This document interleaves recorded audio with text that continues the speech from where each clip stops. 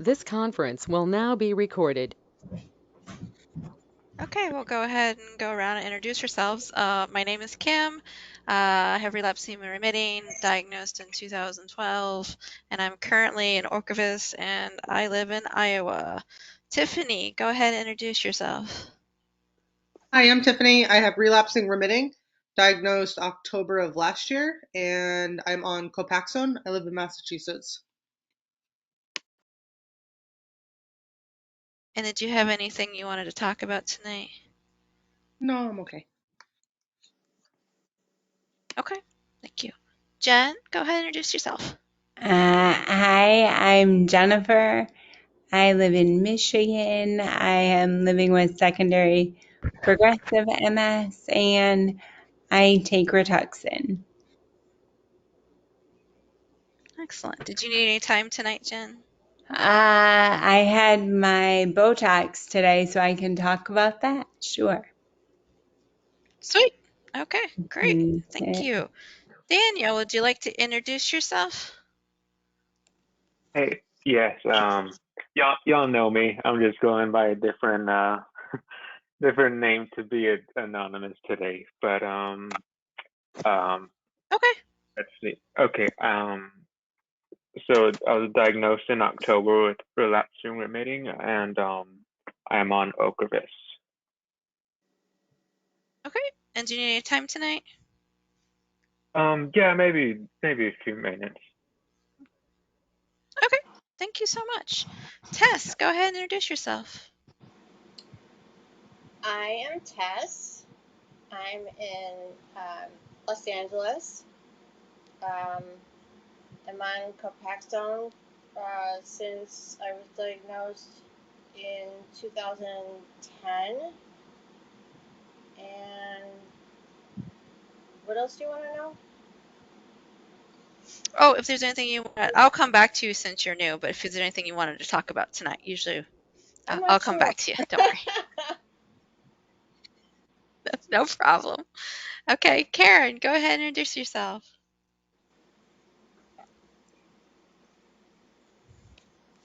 Microphone. She just did introduce me. I'm Karen. I'm in Oakland. I was diagnosed in January 2019, but I had symptoms for 20 years prior to that. So I was diagnosed with progressive, non-relapsing progressive. And I'm just waking up from a power nap. So I'm going to move about the cabin and then go on my computer because I can't see everybody on my tablet, and I just often get really stupid when I try to log on from my computer, so this way at least I won't miss anything.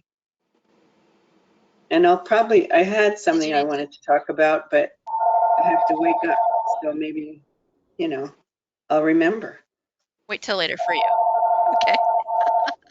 Thank you, Karen. And then Holly, go ahead and introduce yourself. Hi, I'm Holly. I'm from Massachusetts, and I have relapsed and remitting. I've been diagnosed since 2000, and I take Rituxan. Okay. All right. That's everyone for now. A lot of times we'll have some others show up later. Tess, you want to go ahead and tell us your story, or if you had any questions for all us other MSers in the group? Okay. I used to live in Arizona, and I was very active, bike riding, hiking, swimming, you name it, I did it.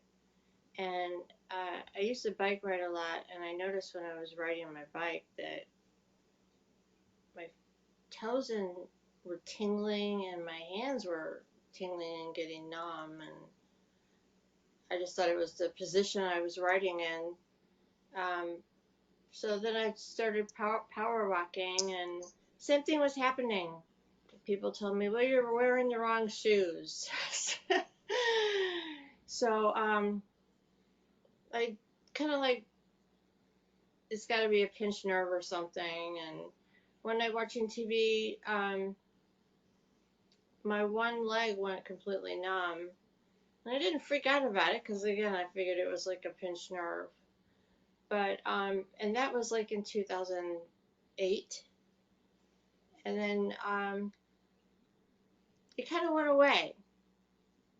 And then I moved to California, and the tingling in the feet started again out of nowhere. I wasn't doing anything or just walking, and then the hands went numb and tingly, and I disregarded it.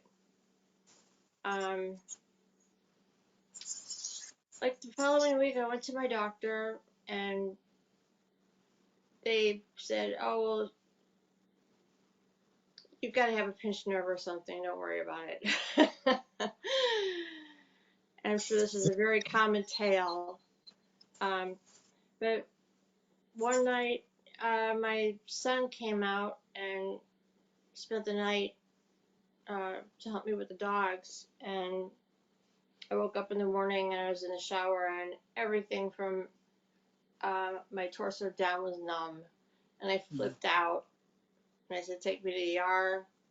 Took me to the ER, and they said, "You have a slightly bulging disc. Don't worry about it."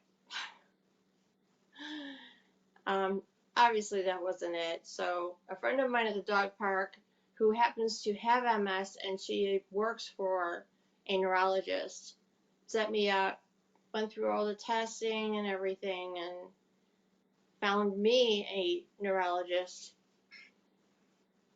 And I was diagnosed, and immediately he started me on Copaxone because he said it had the least amount of side effects to it, and I've been on it ever since. That's me. How'd you hear about us?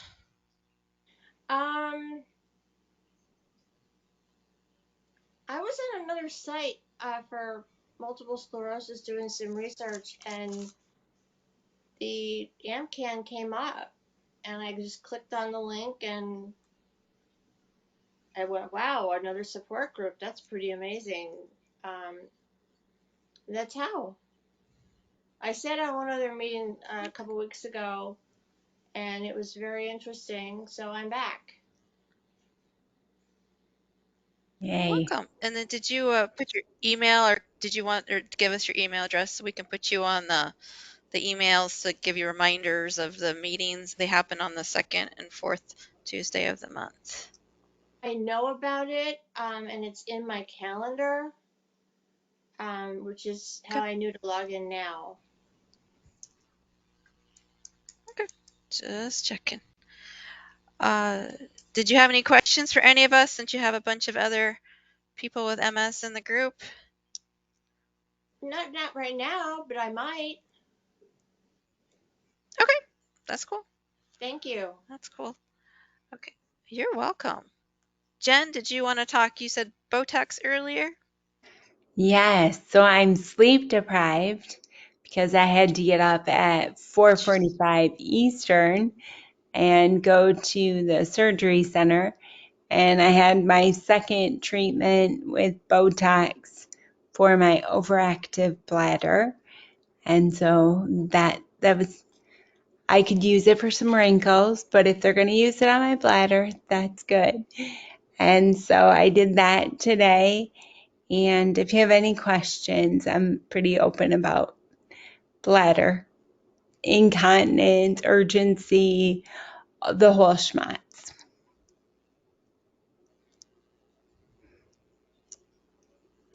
Yeah.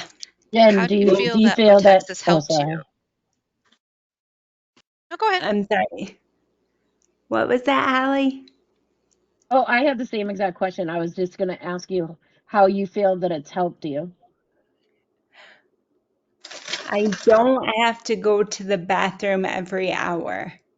Like I can actually hold it for my urologist, her goal was for me to be able to go like at least 3 hours between going to the bathroom, and I've been able to do that and sleep through the night like more often than not like I'll make it until about 4 in the morning before I have to go to the bathroom.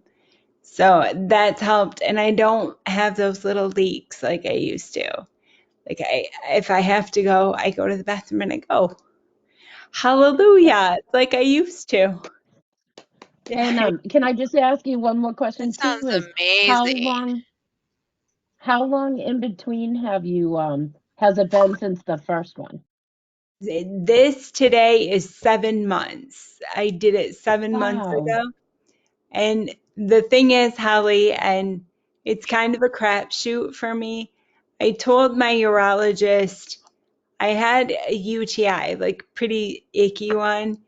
And so I just assumed, I'm like, oh, my Botox isn't working.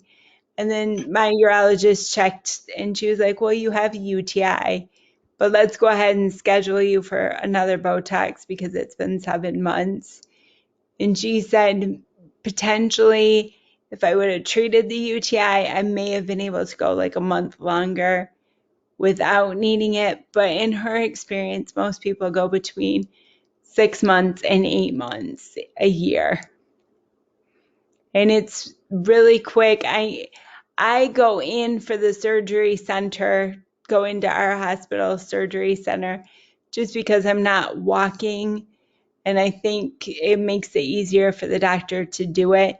But if you're ambulatory, I think a lot of people get it like in an outpatient, go into their urologist and do it that way. Yeah.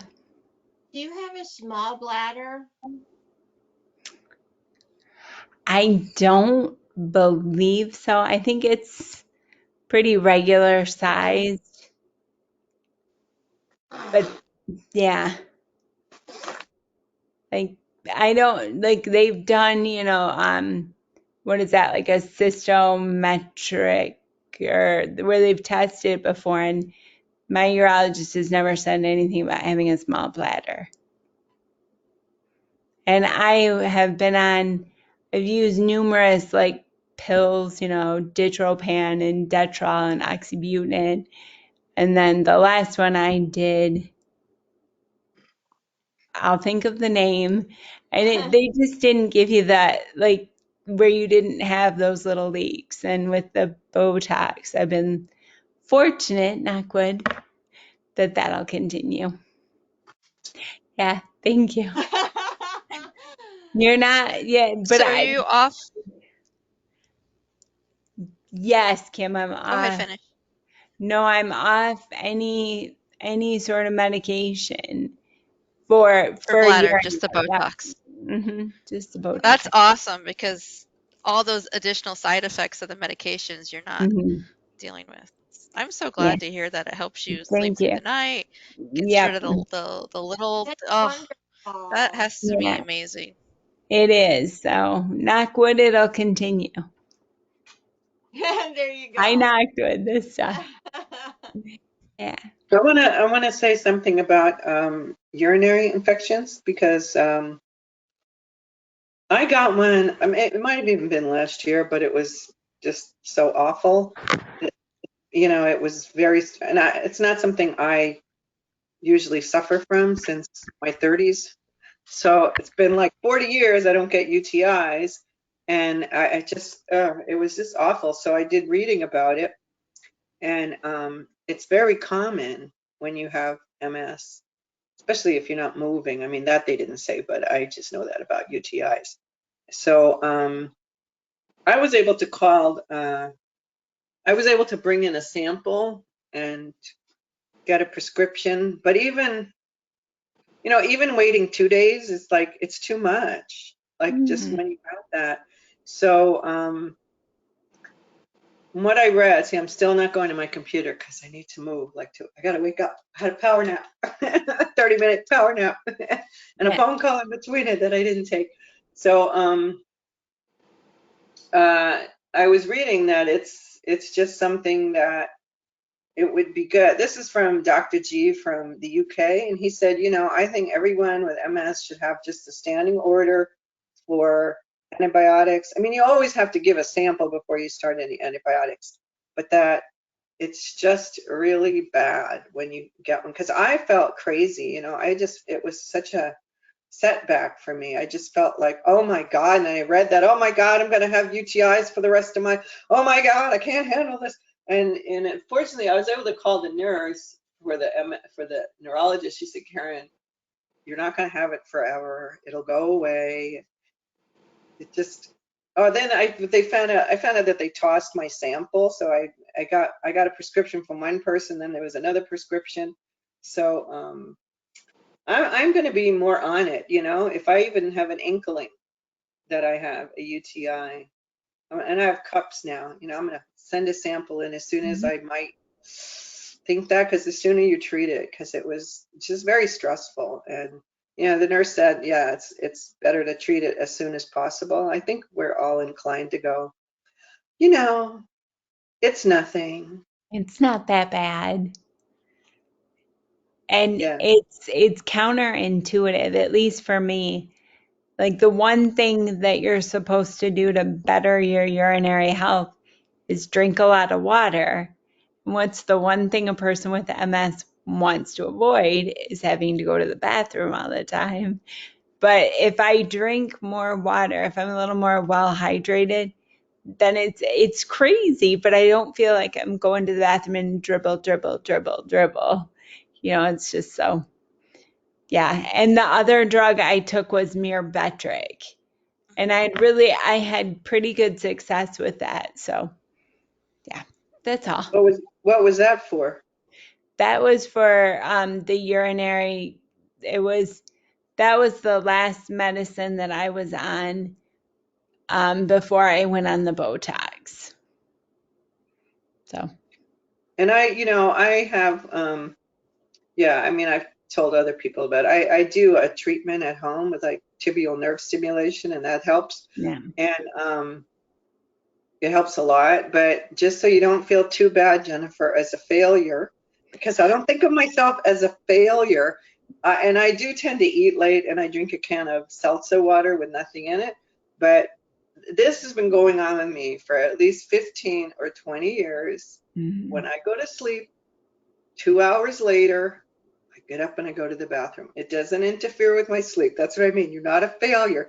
It doesn't interfere with my sleep. And people are, you know, certain doctors are like, oh my God. And how, you know, and I just marvel at my body for being so intelligent that, you know, I always like look at the clock. I mean, sometimes I get to the bathroom and I go, 2 hours. Like, how does my body know this? I lay down because I don't have a consistent time when I go to sleep. How does my body know and it's functioning? And I just think I mean, I just feel that way, but just it's probably a better way to think about your body than. Yeah, love your body when it treats you good.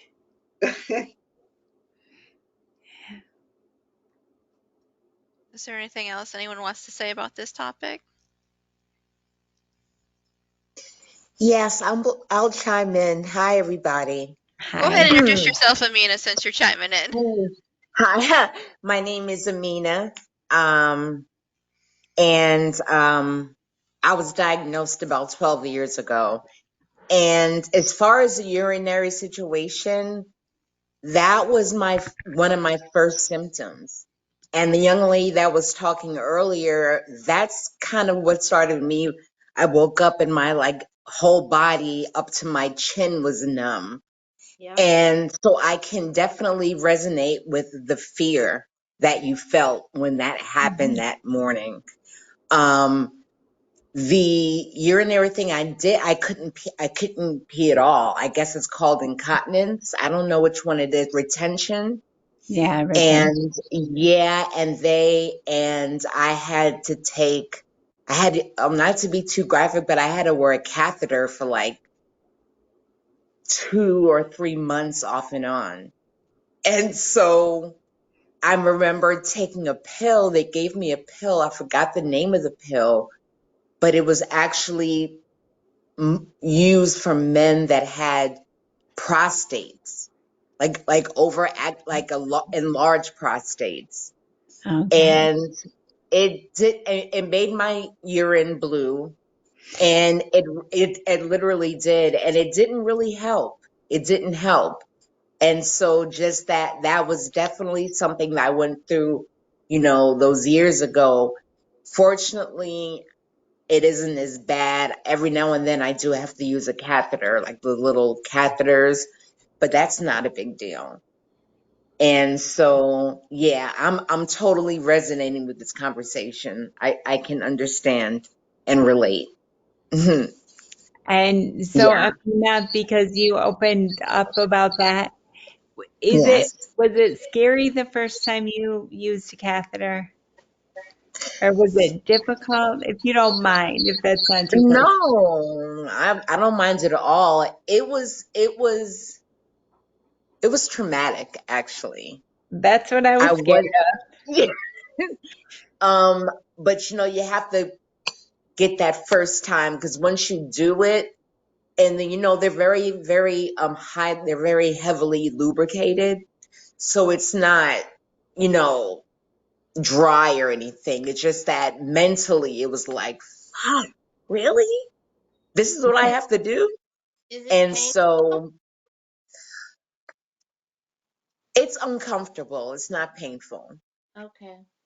It's uncomfortable. I mean, now, the years later, it's not, it's like second nature to me, basically. But at first, it was uncomfortable because the thought of it was weird. And then I had to actually do it. And it was something to get used to. But like I said, now it's like, whatever.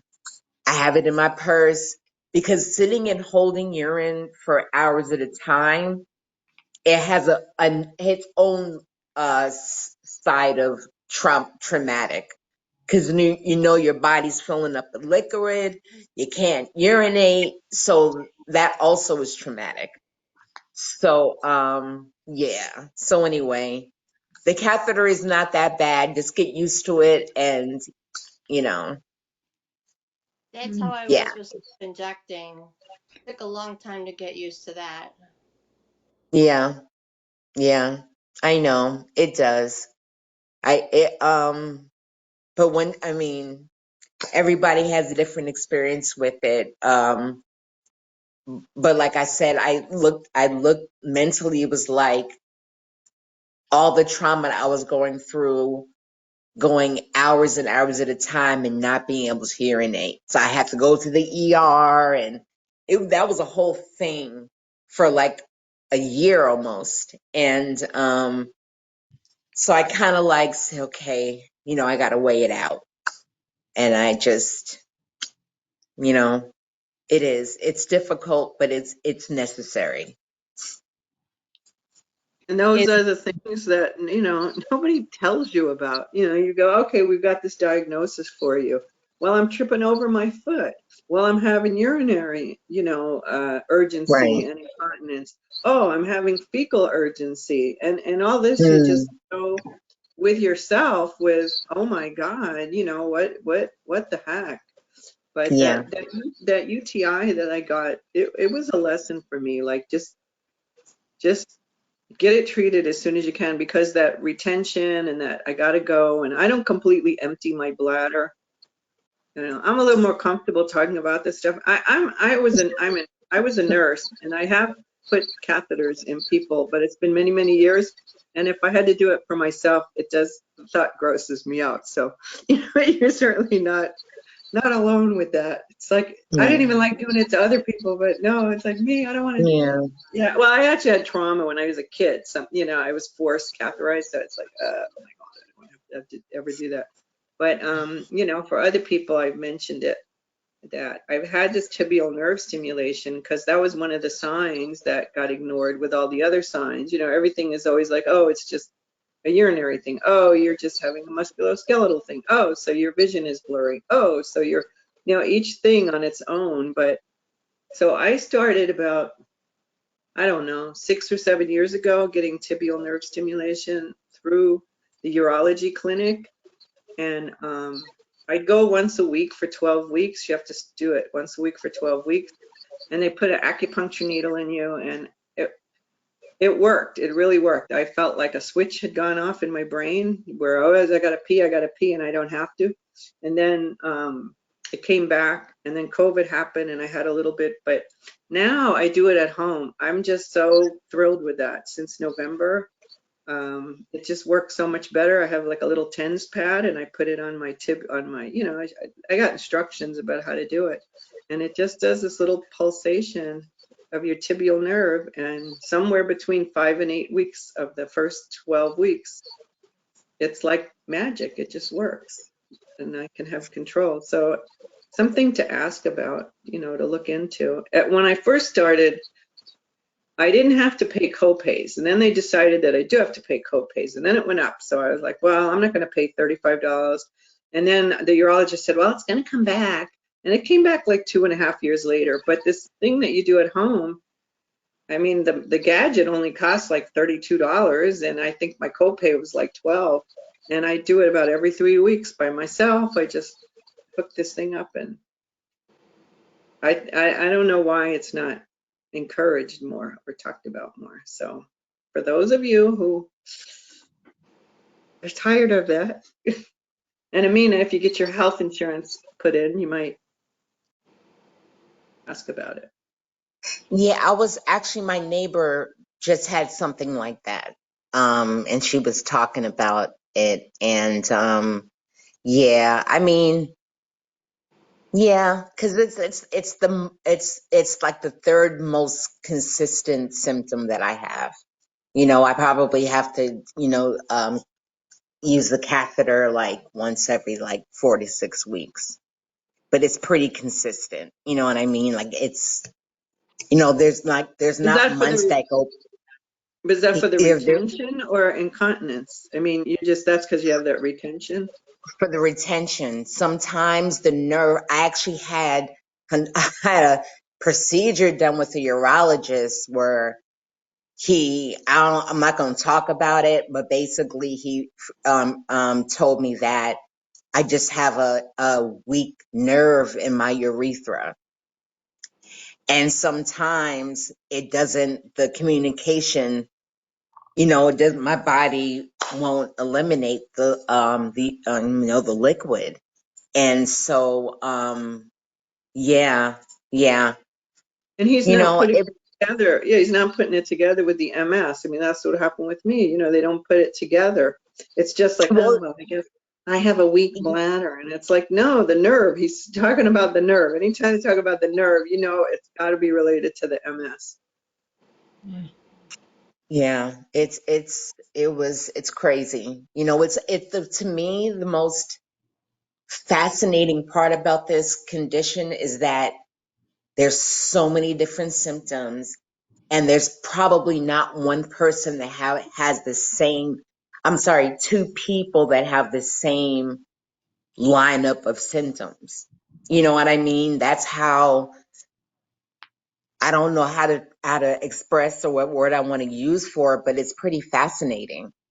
That we can all sit here and talk about. Snowflake. Go ahead. I don't agree with that snowflake thing, because from listening to people for 1.5 years here, I'd say there's at least 5 symptoms, if not more, that almost everybody could say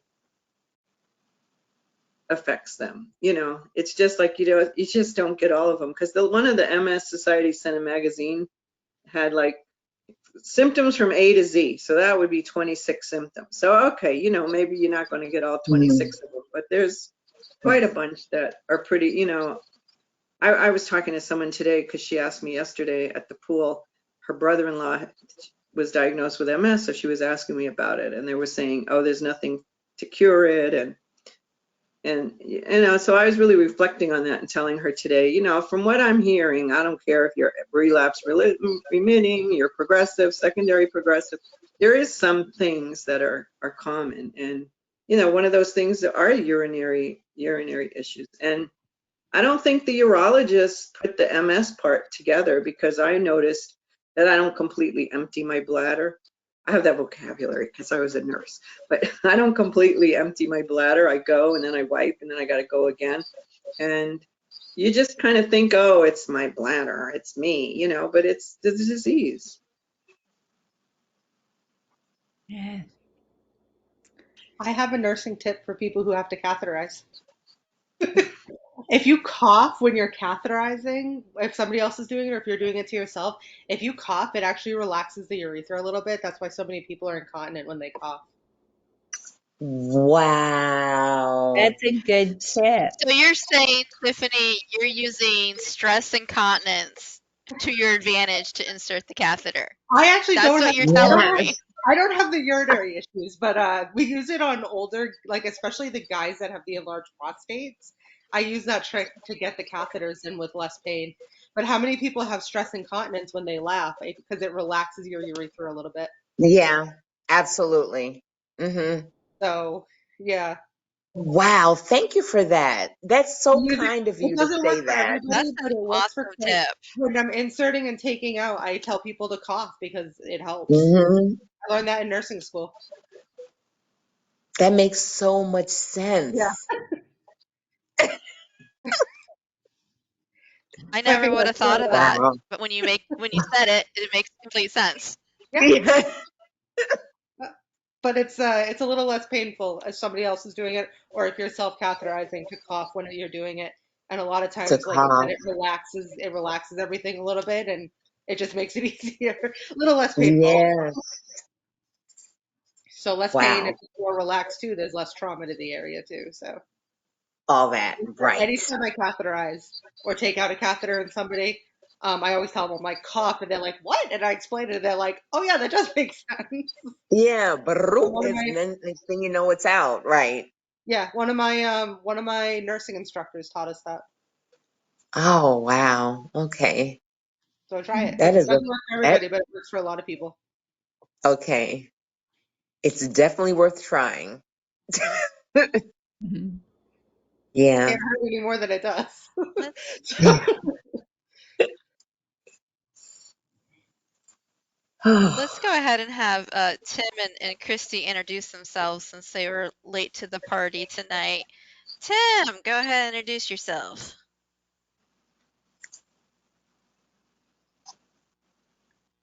Excuse me.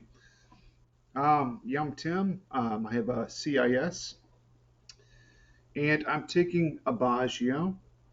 It's a fantastic drug. One day I will be the spokesperson for Abagio, or as I'd like to say, Abagio.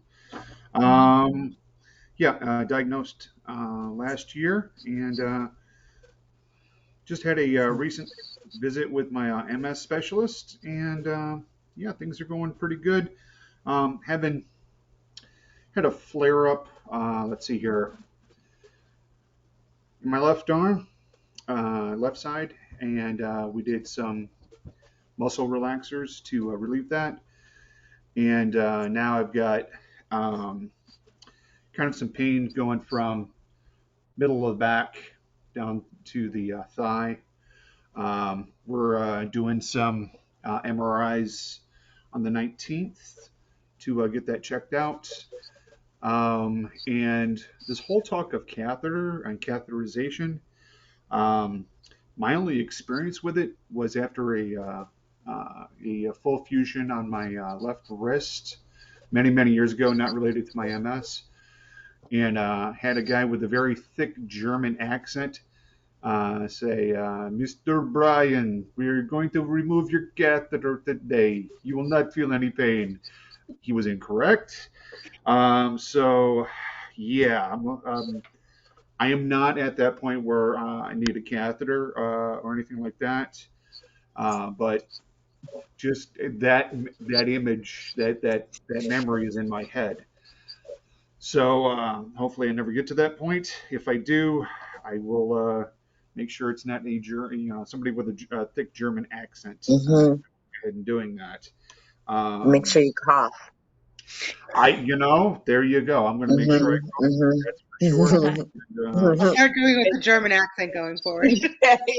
I I don't do a good German accent. The guy just he scared me. It was with the VA. I'm not a big fan of the VA. So, but yeah, that's a different story. But yeah, I'm doing pretty good. I'm doing pretty good at this point. But glad to be here. Glad to be with everybody. And I apologize for being late. We're having some storms here, and I've got twins that I put to bed on Tuesday nights. So they were a little upset. So I stayed with them extra long and let them know, Mm. hey, Papa's coming to his MS support group meeting, and they're like, okay, we'll get to sleep quicker so you can go to your meeting. And I'm like, these folks can wait for me. They're not even waiting for me. They can wait. And so that was kind of touching. But That is. one thing that I was it 2 meetings ago or a meeting ago where somebody was talking about It's Not in Your Head, that book.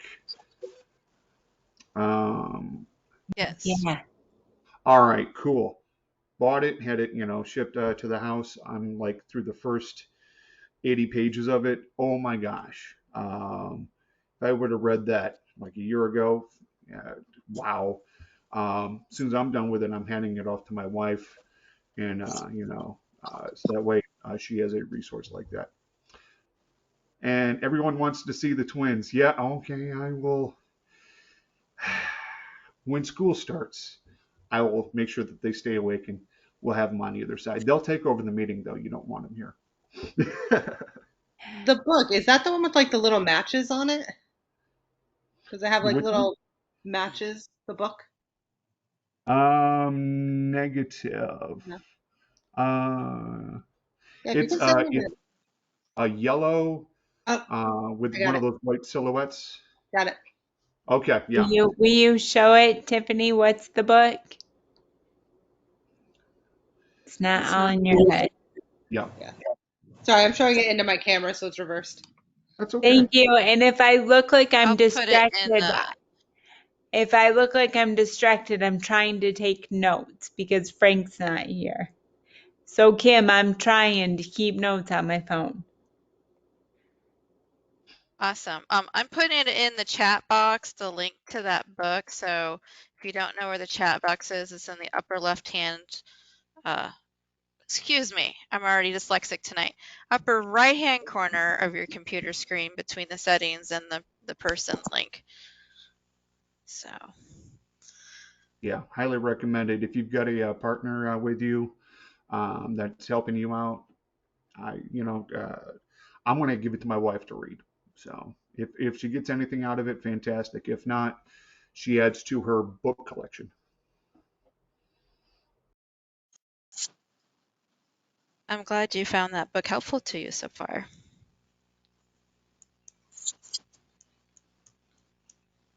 Christy, do you want to go ahead and introduce yourself?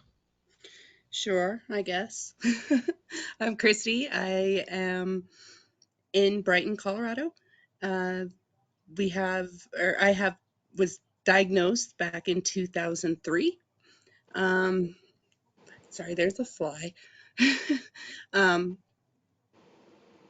So just recently, within the last year, I've had the like ride of my life, I guess you could say.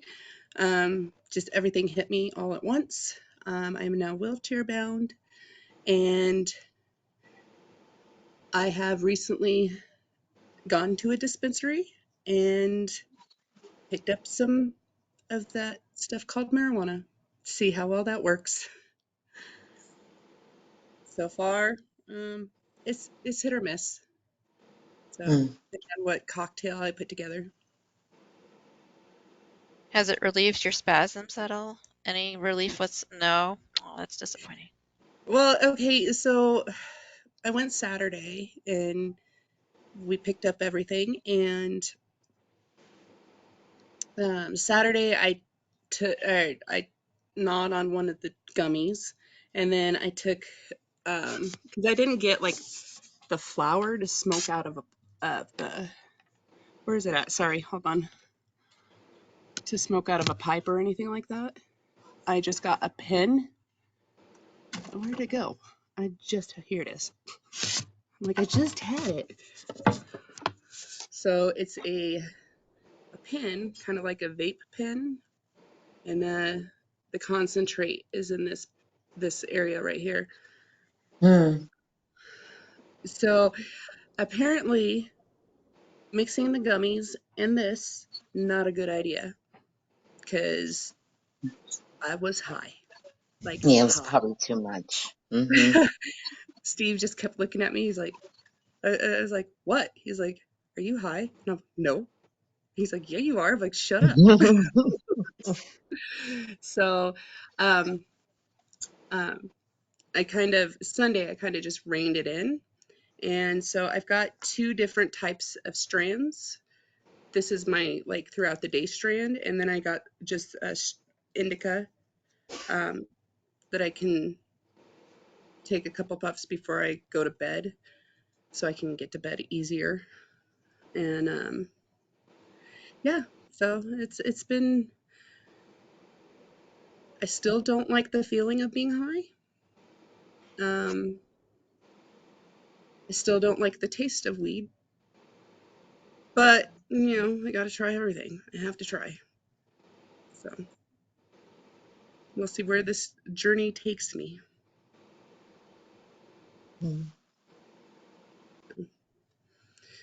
That's about all that's new with me. Welcome. Thank you. Glad you can make it tonight. Oh, and sorry I was late. I was meeting with my disability lawyer last minute. So I'm glad to hear that I now have a caseworker for that, and it seems like it's going really, really good. So hopefully because it hasn't gone through the first denial yet. So hopefully, fingers crossed, that, with everything, with all the paperwork I filled out and speaking with the caseworker tonight, hopefully everything goes good and I don't get denied first go round. So we'll see. I'll keep you guys updated though. I just went to my first appointment with the disability attorney a couple of days ago. And Yeah. so, yeah, that's, yeah. Yeah. So, it was something that I was just trying to avoid doing, but it's ridiculous. I literally cannot work. And, so I have to do what I have to do. And yeah, thank you for mentioning that. And, yeah, cause it's just somebody else also, in the same kind of doing a similar thing, and, yeah, so a lot of things are resonating with me tonight here. Disability lawyers are worth their weight in gold. It is Oh worth yeah, they paying up are. to the $6,000 for them, because when I had my hearing, November of 2020, I was having cognitive issues that day. And the first part of the hearing, I didn't even understand what they were talking about. I have no background in law or disability. And my lawyer was like on it. And then he asked me some pointed questions I didn't know he was going to ask me, which was good.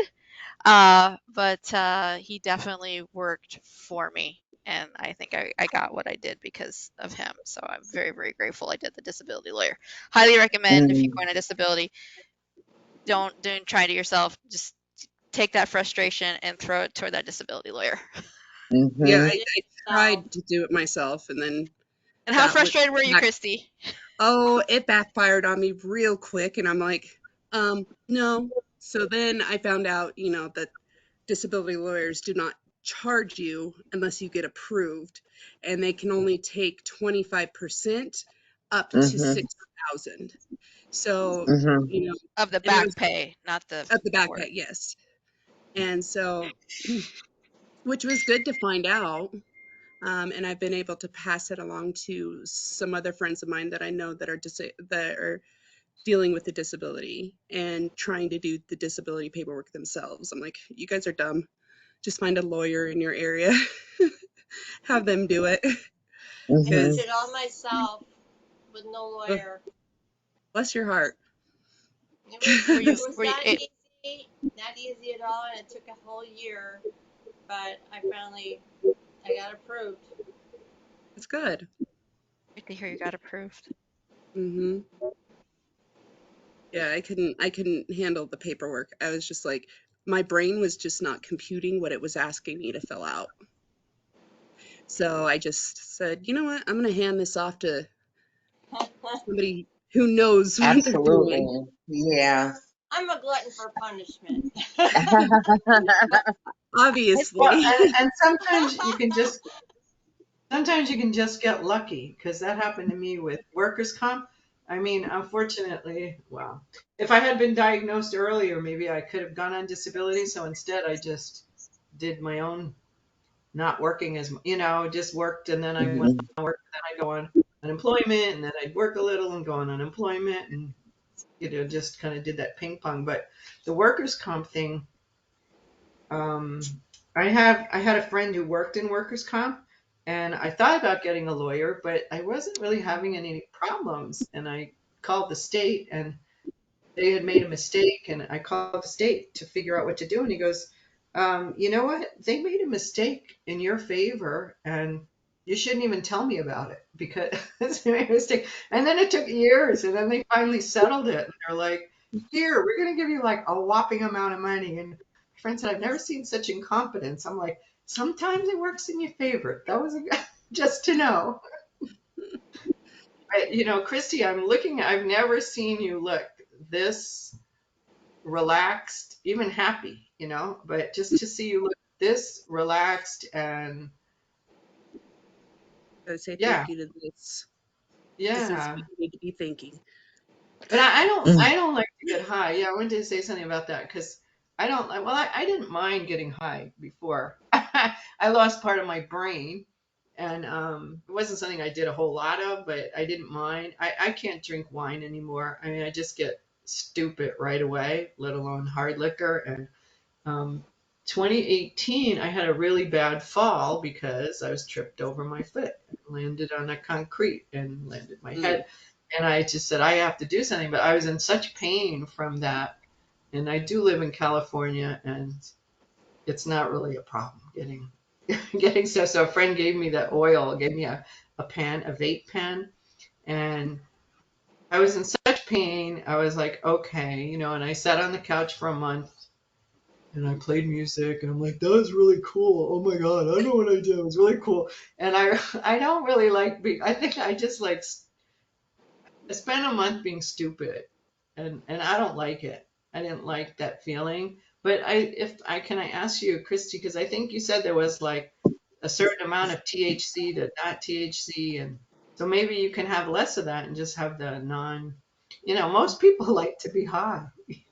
Well, the one that my doctor was telling me about is 20 to 1, so 20 um, milligrams to 1 milligram CBD, 20 CBD, 1 THC.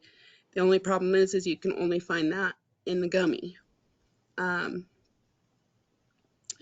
and those do work as far as relaxing you, the CBD.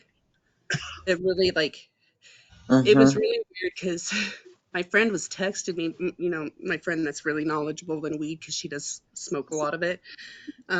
She's like, how are you feeling?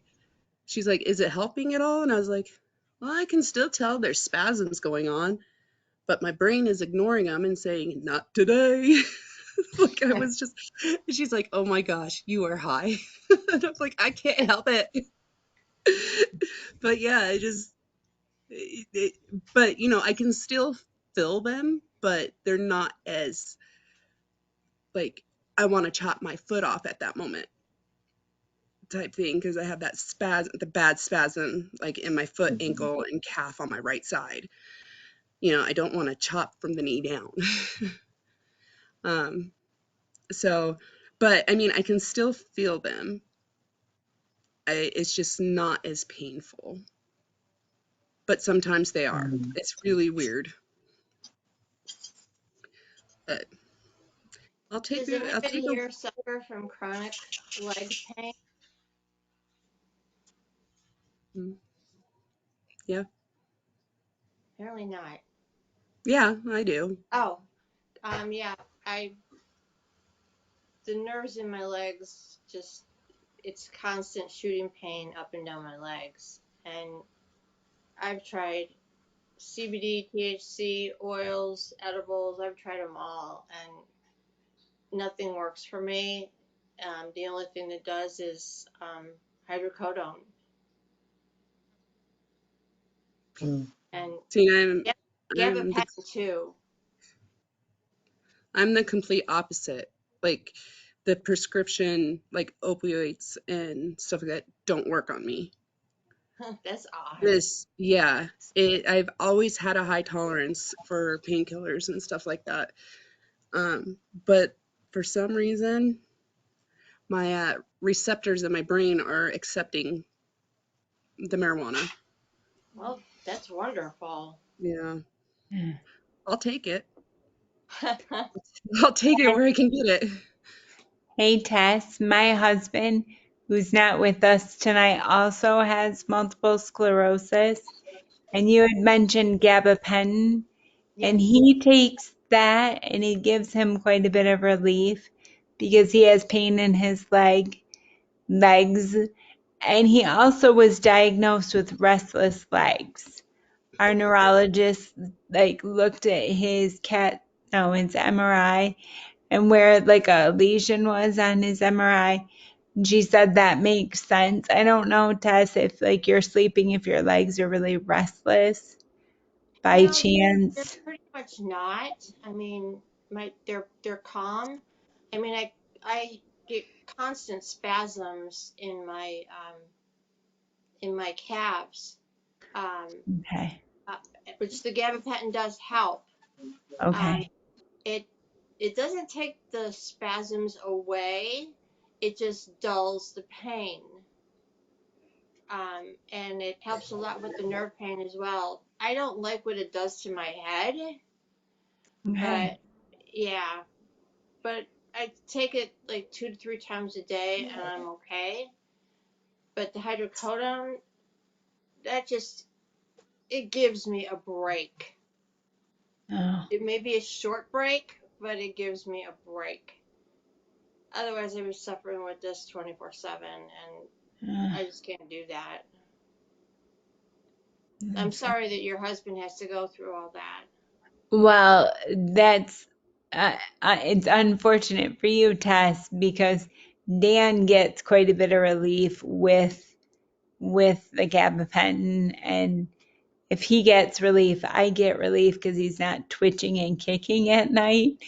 So that's good. But yeah, so Well, I'm I happy for both of you. well, thank you very much because as we all know, a good night's sleep is so important Oh, with it's MS. wonderful. Yes. Yeah, nah. So Frank, I see you snuck in. Do you want to say hi to everybody? You're on mute. I'm not on mute anymore. Yeah, I got tied up doing something else and working on doing things for setting up our August recess visits. And, I just got tied up. But I'm here now. You got your Yay. hairs cut. You got your hair cut. I did get a haircut, yes. Looks sharp. Yeah. Well, let me put it this way. The barber's older than I am. So he's jealous that you have hair. So, I mean, he cut my dad's hair, for goodness sakes. Well, he did a good job. Mm, Well, he cut hair, that's for sure. Yeah, it looks good. looks nice. Karen, did you remember what you wanted to talk about earlier this evening? Kind of. I'm glad I walked around for a while. Um, well, I actually wanted to share that I did apply with the MS Foundation for a cooling vest. I only applied the beginning of May. Our summer lasts long, so maybe I'll get some use out of it, and I'm not very sensitive to heat. But I cannot believe how many emails these people have sent me. It's this one person back and forth. Well, we need proof of your diagnosis. Okay, fair enough. I sent it. There's nothing, there's no attachment. Okay, I sent it 3 other ways. 2 more, it took them 2.5 weeks after I applied to do that. Then 2 weeks later, on the May 31st, I said, did you get the proof? I did. And then it's June 20th, something like that. Nothing's happened. Like, nothing's happened. And then I get a message from her, like the head of the whole department or something, and saying, oh, she's off. She'll be back on the 26th. And then on the 29th, I wrote and said, but you can call us. And it's like, I call you and do what? You know, like she's head of the program. So I wrote again to him. And I said, well, since you're head of the department, maybe you care. In quality management, like maybe you care. You know, you're offering something, it's not happening. So then she writes back to me and she said, oh, I'm sorry. I'm working from home. I got COVID. Can you tell me which you wanted? I was like, 2 months ago, you think I remember what I put on an application? They don't have it on their website. There's no explanation.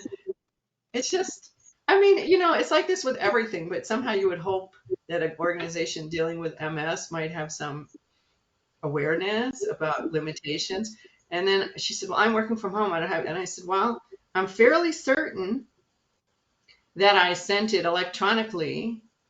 And so no, I don't remember, but I don't think I would want the one with the hat and this. It's too many things. I think, Kim, I think they do thermopyral. I think you were Yeah, is that the one you did, the lighter weight one? saying. And then I didn't even know how to spell it. And I said, I think I want that. And she said, okay. It does like so many emails back and forth. I was just, I was so frustrated. And I said, well, I mean, don't you have to go by a size? So I took the personal initiative because I still have enough executive function to do something like that and go to the thermopyral website. Well, what size did you want? They say to get a size smaller than you normally get. Well, everybody buys cooling vests, so we know what size, you know, like it was just, it's so stupid. It's just so stupid. And so I looked it up and I said, okay, can you tell me, you know, when I might expect it? No. So it's only what, mid-July? We'll see. But what I wanted, I just given an update because I only take applications till June 1st and then wait until winter, I guess, to get it to you. But we'll see if I ever get it. And if I got the right size, since obviously they're not going to give you any help with it. It's kind of like, this is your whole job is to do the cooling vest program and I'm supposed to figure it all out on my own. Okay, whatever. That's just typical for MS. So I wanted to put out to people, when I just find it so incredibly frustrating that people I know, people who say they care, or people I know casually or not casually. So how are you doing? Are you okay? No, I'm not doing very well. Oh, but to the point that sometimes I have to say, look, it's not my job to make you feel better about my crappy situation.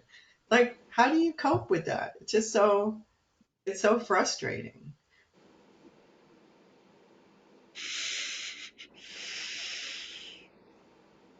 Yeah, I find myself just like maybe like a couple of weeks ago when people respond, when you tell them what's happening with you, and when they apologize and say, oh, I'm so sorry. And I don't know how you guys think, but I don't receive that. I think that first of all, it's not your fault that this has happened to me, and I don't want pity. Last thing I want is pity. And like I can't tell people I don't know. I can't tell people what to say to me. I can't orchestrate a dialogue like that, tell them what I prefer. But sometimes I kind of I want to, and I think people need to think before I don't know. I just think apologizing, I'm so sorry. For me, I don't like it. I don't know how you guys feel, but I don't receive it well. I don't say anything out loud that I'm not receiving it, but in my like inside, I kind of like get a little ticked off about it. How do you That's when guys feel about that? that's when you start lying, and when somebody asks you how you're doing, you just say, "I'm fine, thanks." Well, it's people that like it's been a couple of people in the last few months that I've had to tell them that I have it. Not that I had to, but I wanted to. People that I hadn't shared it with, and I could have kept that shit to myself because, like you said, and when people ask me, like now, if they ask me, I'm gonna have to, okay, even if I'm in the bedridden, I'm just gonna have to say I'm fine because now I feel like you pity me. And Amina, I've had MS for 22 years. People are gonna say the stupidest things to you ever. I remember when yeah, I was diagnosed that people would say to me, "Oh, you got a good few years before you end up in a wheelchair." Like the people who you think like are like your friends and like are the closest to you will say the stupidest things to you. See, and I've yeah, had the complete opposite. You know, my friends are like, I don't want to be insensitive, but do you think you'll ever be in a wheelchair? And I'm like, shut your mouth. No. Guess what? I'm in a yeah, wheelchair. You know, so it's just like the people that, because I don't tell everybody, I tell right, people who need to know. right. Um, and, you know, the people that do know are my closest friends and family. And they've all been very sensitive about Mm, not saying stupid, jacked up stuff. mm-hmm.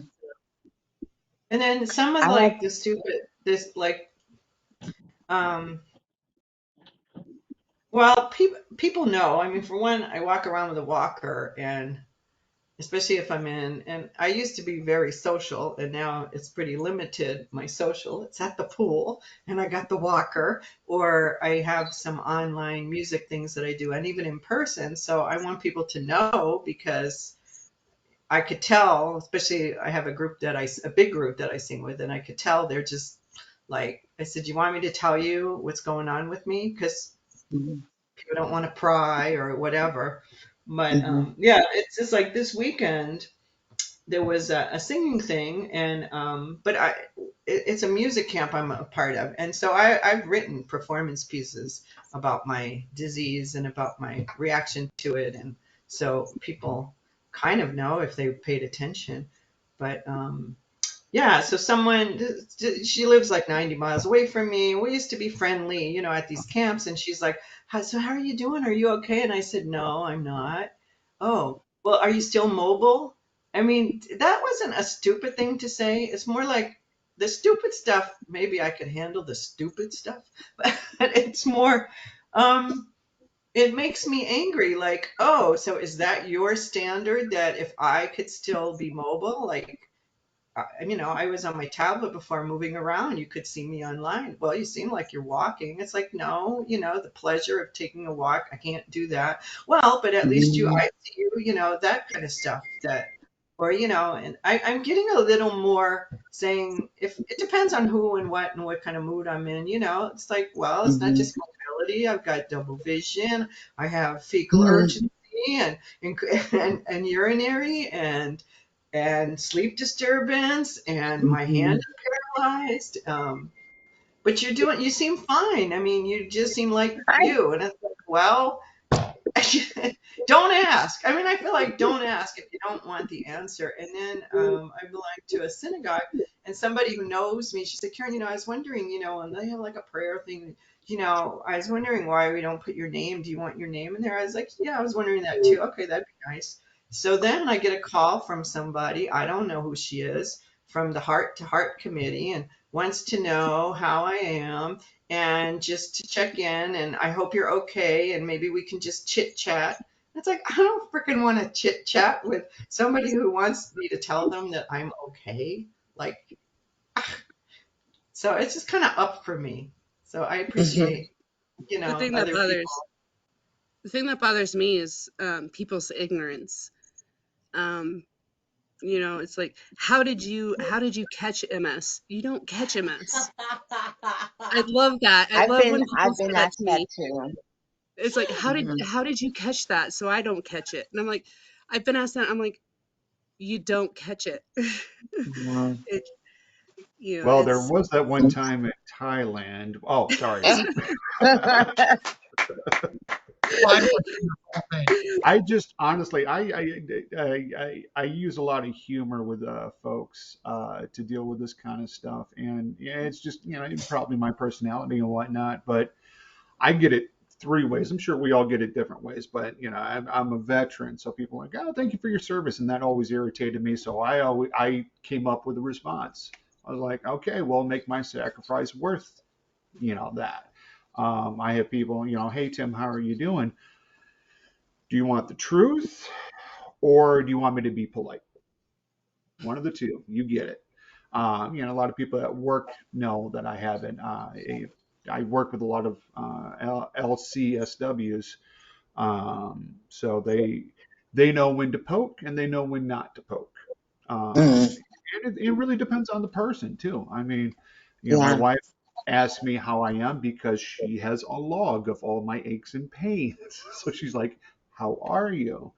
But then I have a barista at a coffee shop that I go to that I've known her for, oh gosh, about 6 to 7 months now. And I told her I got an MRI coming up. She's like, why? I'm like, well, I have MS. She's like, what questions can I ask you? And I was like, boom, love you. I'll talk to you about it. But if it's Yeah. somebody that can't help Mhm. me, if it's not, a physician, or if it's not somebody in this group, or, somebody that, I know that can help me, I don't really go into much detail with anybody about it. I'm just like, yes, you can't do anything for me. I'm not going to lay that on you. Okay. But that's just what works for me. Yeah. Well, for me, There it's was. having the walker. I mean, it's just such a visual thing. And I often do have a lot of humor, and I could still do things, whatever, like lead a song and have a lot of energy about it. And I'm sitting in front of a computer, so you seem fine. And the cognitive, I did listen because last time I had to leave, um, and I listened, and I, I somehow, I guess in my mind it was Christy, but other people were like, what, about the cognitive. And that one drives me crazy because I tell people if it started from, Tim, you're saying the doctor. It started from 2019. I noticed I had cognitive issues, and the neurologist, who wasn't the MS specialist, he's like, well, I don't see it. And it's like, oh, well, I guess you must know because you're a doctor and you could tell. But then I thought I had about 85%. I'd say in 2020, I was functioning on 85% of what I used to have. And people would say, I can't tell. Even my doctor, and I asked the therapist, and she said, well, you talk about it more, but no, I don't see it, but at least neither one of them were denying me of this.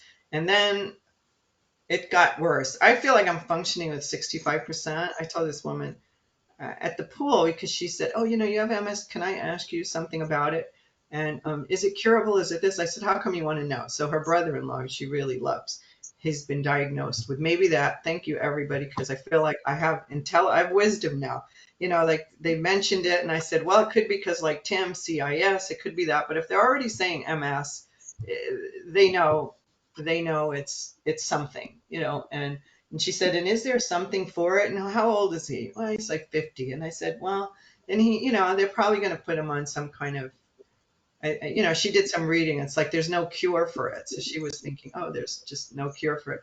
But talk about, yeah, thank you for a good, and then we had a follow up today because I was thinking about it and I saw her today, and the cognitive, I don't worry about it anymore. But I heard last time people were talking about, I don't so much worry about the cognitive anymore because I went to a conference. It must have been 2019 with the MS Society, and it was a neurologist from Stanford, and he said it's not dementia. It's just a delay. It's just a delay. So when I was at 85% of my brain, I would just be talking. I forgot. Oh, I forgot. And I just kind of wait. I would just wait, like, and within 15 seconds, the name or the word would come.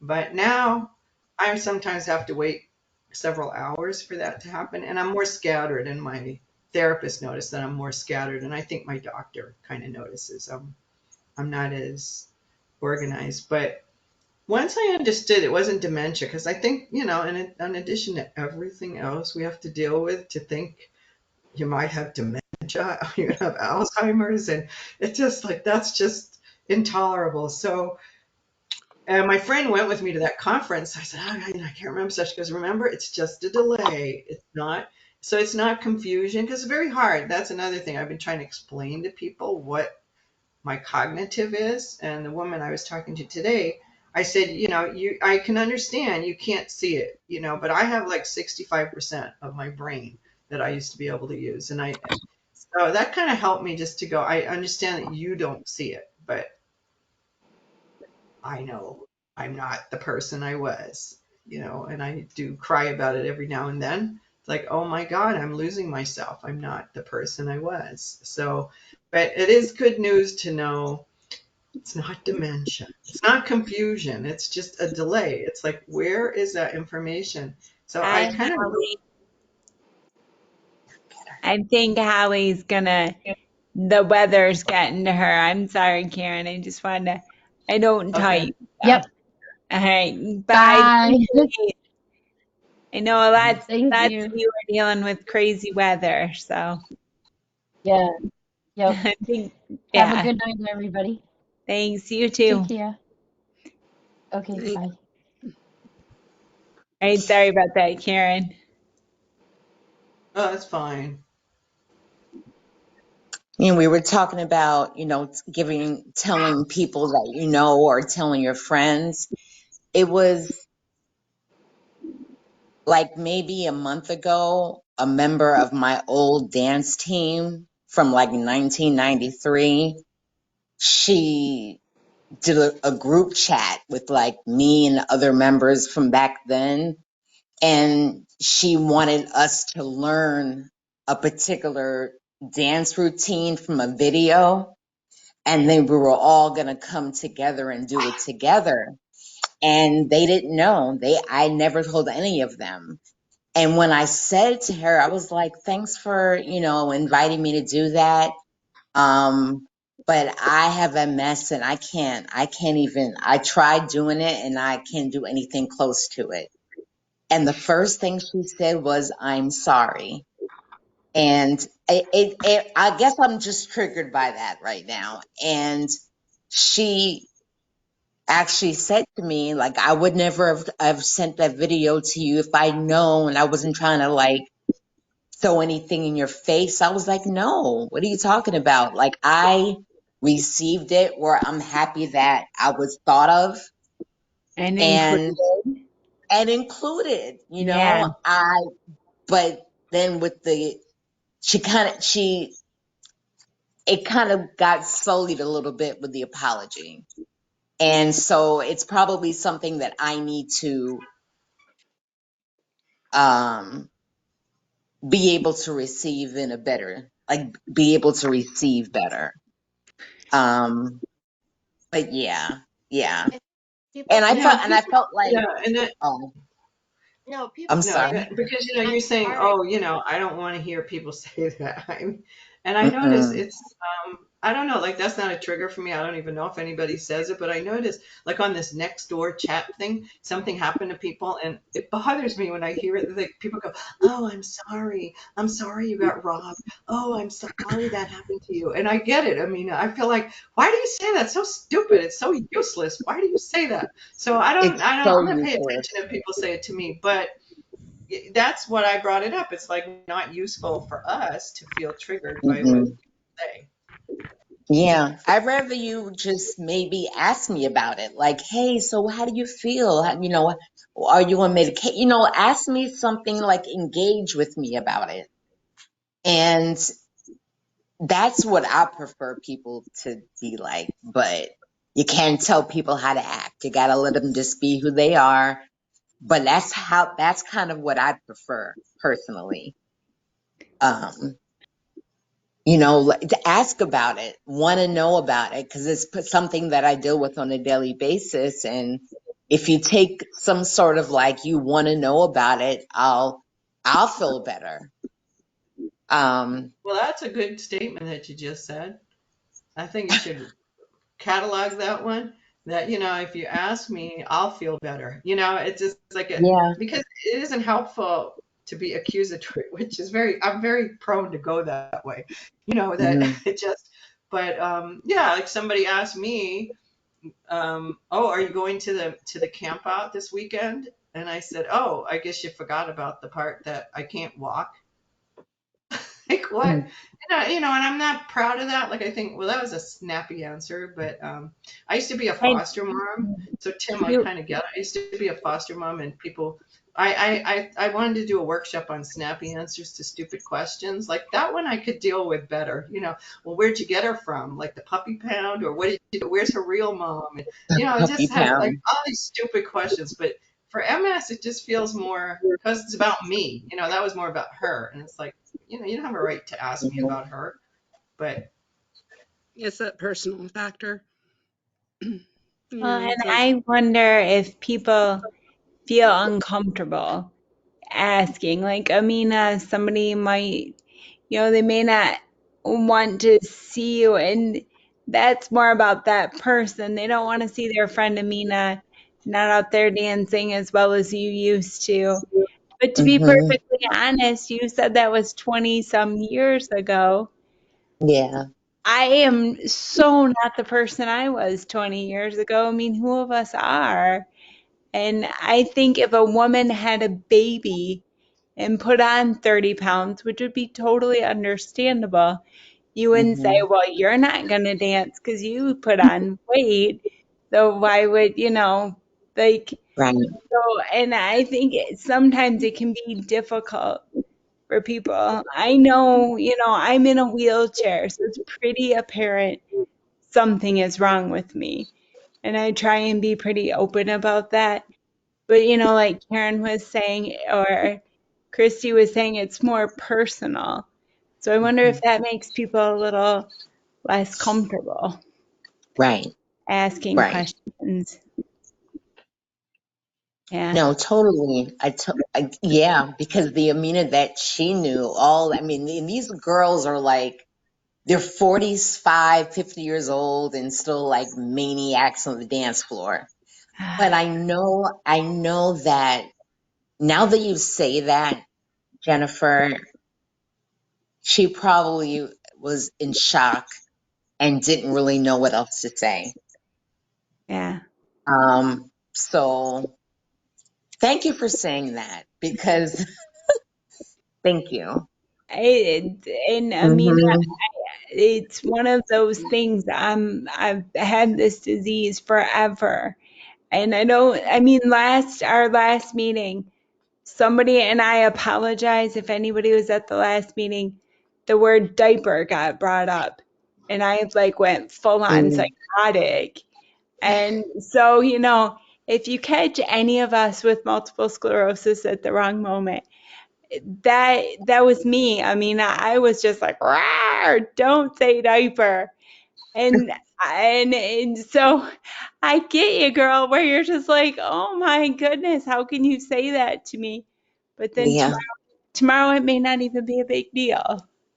yeah, You wouldn't even give it yeah, 2 extra seconds thought. yeah, So, and people yeah. are really sensitive now. I mean, I am, you are, people are really sensitive. hmm And I swim at the pool as much as I can, but I usually go like 4 times a week.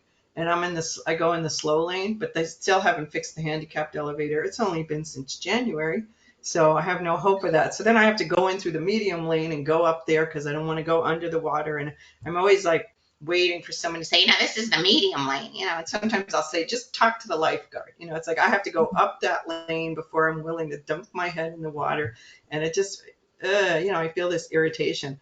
But Jennifer, I'm sorry.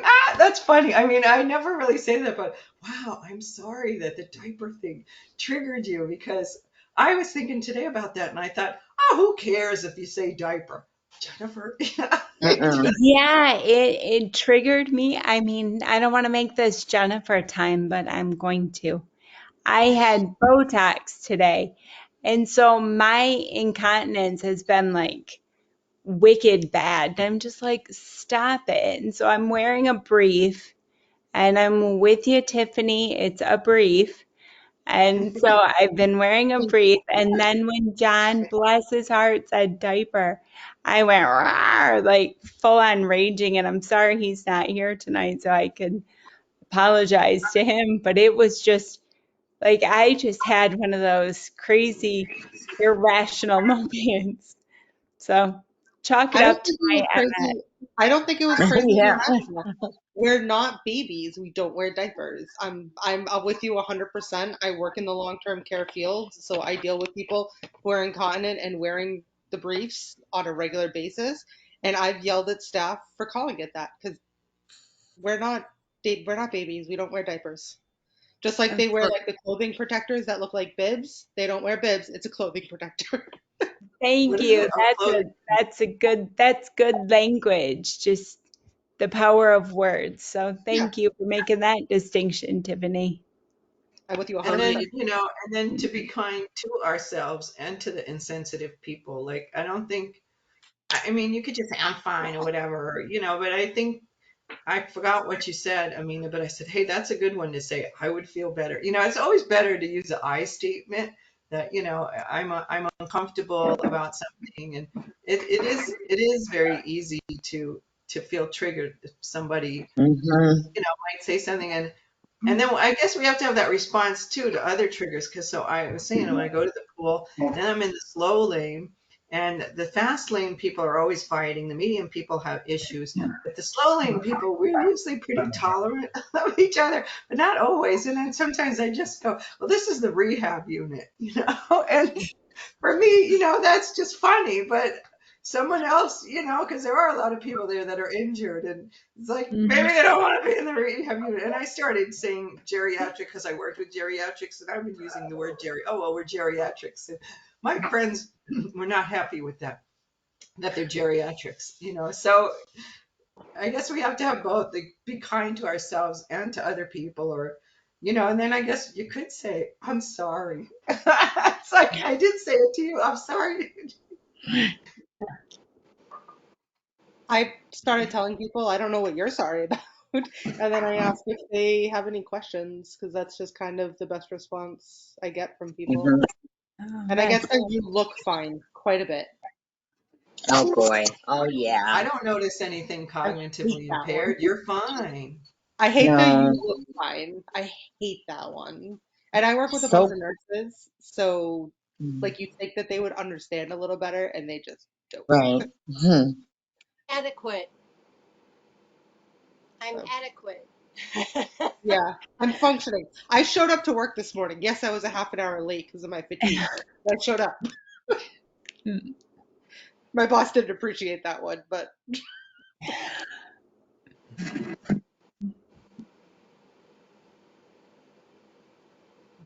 I'm thriving in spite of my MS. yeah. Yes. I think I'm finally getting to that point because I'm still pretty newly diagnosed. I think I'm like finally starting to get to like the acceptance point where it's like, okay, this is just a small piece of it of my life, and I have to deal with it, but I can't let it affect every aspect of it either. Mm. Like getting there. kudos to you. Mm-hmm. A long process. Well, you got time. Therapy, meds. Have to find a new therapist now. I was just gonna ask you, Tiffany, because you said the last one says some harsh things to you. So I was wondering if Yeah, you so had found a new one yet. I actually had a new therapist and she was awesome. I really liked her. She had some similar issues that I had in regards to other stuff, like I'm having a hard time getting pregnant right now, which is like a whole nother stressor. And so she had dealt with like some of that too, and she was fabulous, like understood the MS, made sure that she did her research so she knew how to properly treat me and didn't say stupid things. And the company that she was through, that I was going through her with, um, didn't they lost her supervisor? Her supervisor left, and they didn't have anybody to supervise her. So her and like four other people got kicked out of the group. So now I have to find a new therapist. Good luck. Good luck with that, because I know therapists right now are really hard to get into, and there's a big backlog to get into your first appointment. Yeah, and I'm looking to see if I can get somebody that specializes in chronic illness. That would be amazing. So I might have to go on a wait list. It is what it is. I can't change it. And LCSW might be better. That Tim brought that up, I think. Somebody, you know, an LCSW, because I mean my therapist is a psychologist, but when I talk to a social worker, they're just so awesome. They just kind of get that, because it's kind of a both thing, you know, like, yeah, you need a therapist, but a lot of your issues are about coping with something that they don't know about, because they're used to garden variety, you know, anger, anxiety. Garden variety. I had a social worker that use that. always wanted to talk about coping with MS. I'm sorry, I don't want to cope with MS. I want to live in spite of the MS. I want to do well in spite of the MS. I don't want to cope. Coping is not in my vocabulary. Then why And did you have a I social just, worker? huh? Why was there a social worker in your? Why was I? What? I don't Yeah, why understand what did you you mean. even have a social worker? I mean, it's like they're so hard to get to. So you're saying here's one, and what did you Oh, want a social worker, or she was trying to help you, or? it was early in my MS journey, and she was trying to be helpful, but it was always about coping with MS. It was not about living or accepting and she couldn't accept the word accepting MS. It was always coping with it. And you know what can you Bad say? vocabulary. And her husband was a neurologist. Oh, surprising. Yeah, my therapist, the one that left the group, the one that was forced out of the group, hers was about accepting and living with it. It was never about coping with it. You don't cope with it. No, you live with I it. think it copes with you. But I find it Thrive in interesting spite how of. I was just gonna say I just find it so interesting that some words will bother some people and other ones it won't. It is interesting how different people, different words bother. I just find it We very interesting we all just have within our own different. group. Exactly, exactly. Mhm. I just find that very, very intriguing, we fascinating. all have our own eggshells. Like you can say something to me and it won't faze me, and you can say something else to me and I'll be like, whoa, whoa, whoa, and it's Yeah. just fascinating. It's just fascinating. And when we all have MS, and that's what makes it just really interesting. Like something you could say to me, I'd be like chill, and then other things are like, and then we're like whoa, and it's just yeah, I just find that just how we're all so different, and but you like so it Mhm. makes it fun. I think it's why it's so important to actually for me to like voice, because I am the worst mind reader in the world. I will not know what you're thinking until you tell me. I will not. I've learned I've learned in my life that never to assume anything, and they have to tell me for me to like, okay, that's how you feel.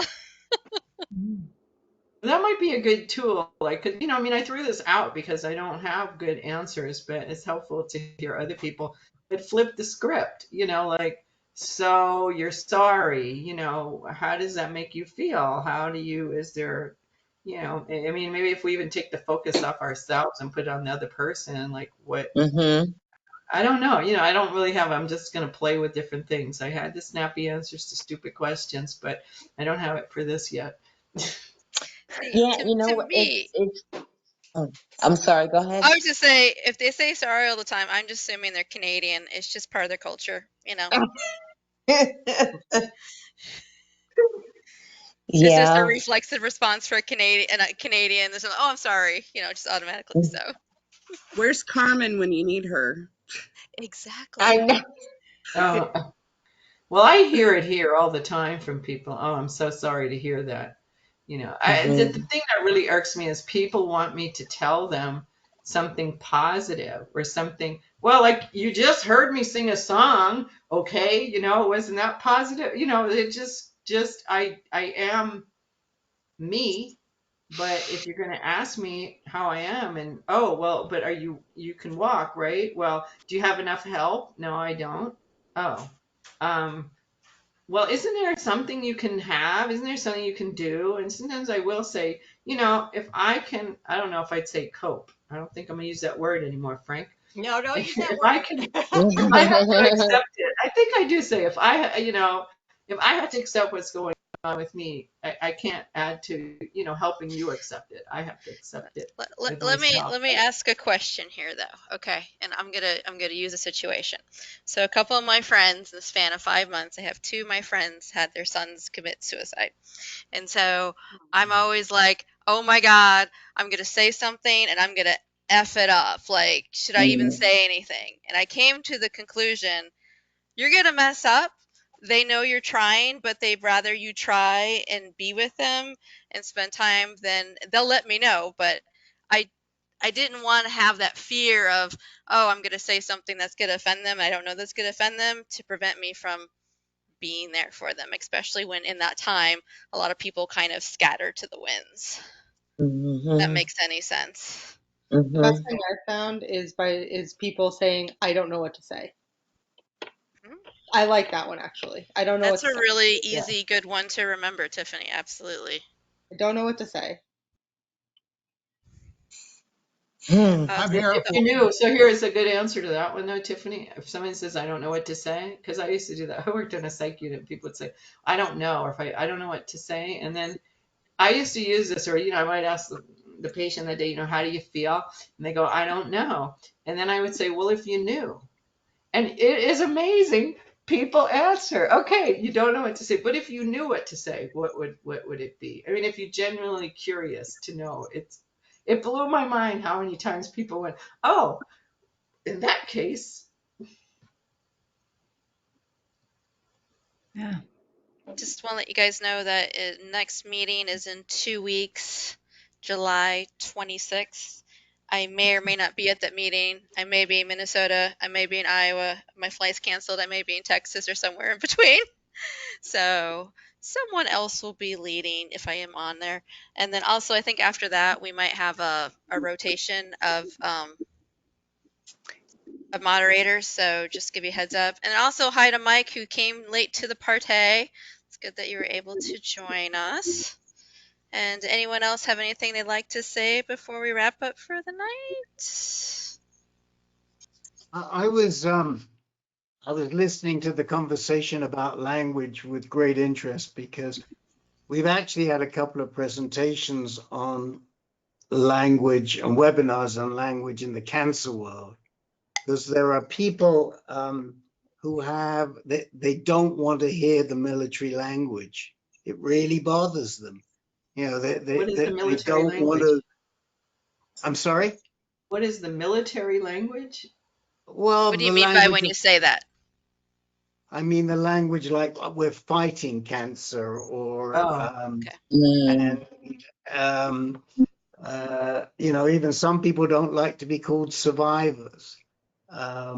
There's a lot. I'm trying to think of all the other things, but there are many languages. There are many words that are used in the cancer world that are aggressive words, and people Like you're object to them. battling cancer, you're a warrior.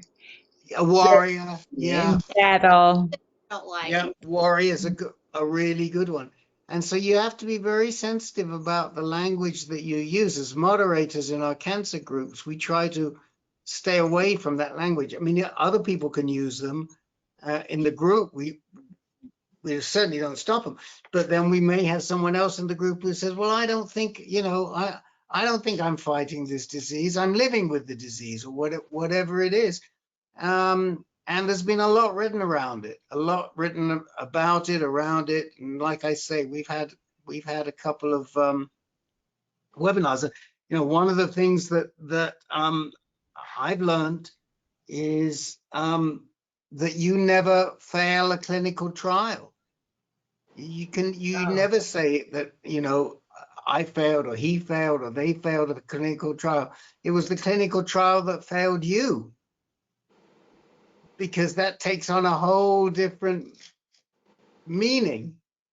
And so, yeah, it's very And MS has the interesting. same thing, the fight. I don't Yeah. like it. That's a trigger for me. I just don't hear it anymore. But I remember when I was looking for a group and the MS Society had this list and there was like the MS Fight Club. I was just like, what the hell is the MS Fight Club? I couldn't even wrap my head around what the hell, the Fight Club? This just makes no sense to me.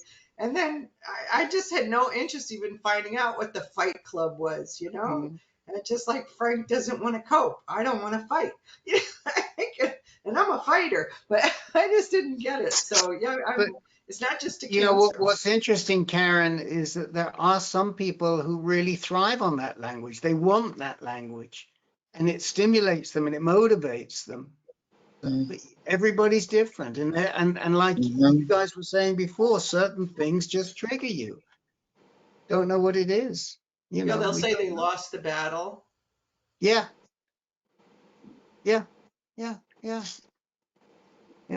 Never a battle, Anyway, very good. I'm glad you guys had a good group tonight. Tess, how was your first group? You've been very quiet, I noticed. I was doing a lot of listening. I did some talking, but it's a really good group. I learned a lot, especially not to say cope. Or I'm sorry. Except for the people who are coping. Right. No, it's I enjoyed myself, and you guys are really awesome, and you made me feel welcome, and I'll be at the next one. In 2 weeks. In 2 weeks. It Okay. will be the 26th. 26th. Okay. 26th. For you, it'll be 5:30 Pacific, but for some of you, it'll be 8:30 Eastern. Oh, We're it's Thursday. getting more. You know what, Karen? We're getting more Pacific Coasters in this group. I'm happier when the New Yorkers. I'm more happy when the New Yorkers are there because I'm not the only gnarly one. Yes, New York.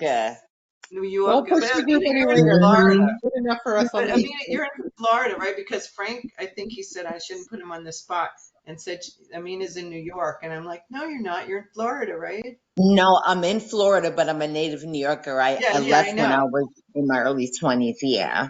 Yeah. Mm-hmm. Well, I'm Yeah, I'm down here in Florida. Mm-hmm. I'm Chicago born. Chicago. What side? Central. I only asked that, not that I know about that necessarily, but my daughter's father is from Chicago and he was from the west